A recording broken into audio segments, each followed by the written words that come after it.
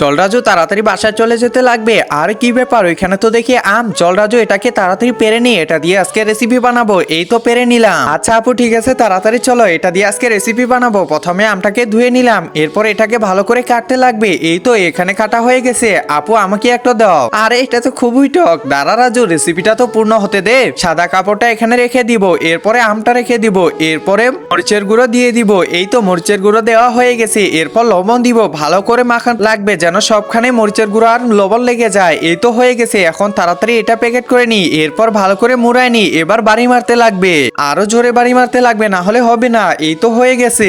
কাবা ঘরের দিকে তাকালেই নাকি সব গুনাহ মাপ হয়ে যায়। হে আল্লাহ, যে আমার ভিডিওটা দেখে লাইক এবং সাবস্ক্রাইব করে দিবে তাকে একবার হলেও কাবা শরীফে যাওয়ার তৌফিক দিও। এখন তাড়াতাড়ি দেখি তো খেয়ে যে এটা কেমন করে। হ্যাঁ আপু, ঠিক আছে, তাড়াতাড়ি খেয়ে দেখো।